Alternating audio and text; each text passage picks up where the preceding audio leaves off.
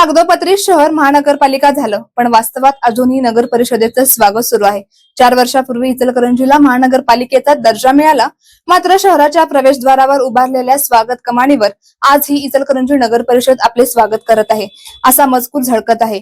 विकासाच्या मोठमोठ्या घोषणा करणाऱ्या प्रशासनाला शहराच्या ओळखीचा फलक बदलायला 4 वर्षे अपुरी पडली का, असा सवाल आता नागरिक विचारत आहेत।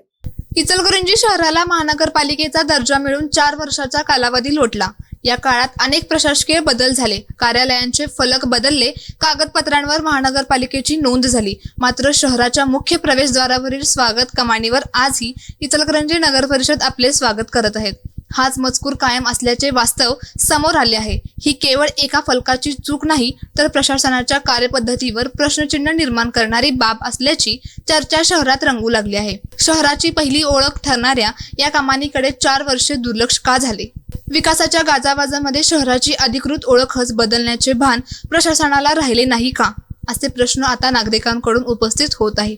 महानगरपालिकेचा दर्जा म्हणजे केवळ अधिकार वाढणे नाही, तर शहराची नवी ओळख, नवी जबाबदारी आणि नवा चेहराही असतो। मात्र प्रवेशद्वारावरच जुन्या नगर परिषदेची छाप कायम असल्याने प्रशासनाच्या दाव्यांवरच प्रश्न उपस्थित होत आहेत।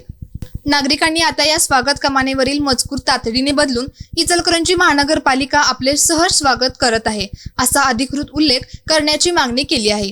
4 वर्षांनंतरही शहराच्या प्रवेशद्वारावर नगर परिषदाचं स्वागत आणि कागदावर महानगरपालिकाचा दर्जा हा केवळ फलकाचा मुद्दा नसून प्रशासनाच्या दुर्लक्षाचं प्रतीक ठरत आहे। आता तरी प्रशासन जागं होणार का, की शहराची ओळख अशीच जुन्या नावाखाली राहणार, हे पाहणं महत्त्वाचं ठरणार आहे। सोबतच हा व्हिडिओ जास्तीत जास्त शेअर करा आणि माय महाराष्ट्राला सोशल मीडियावर नक्कीच फॉलो करा।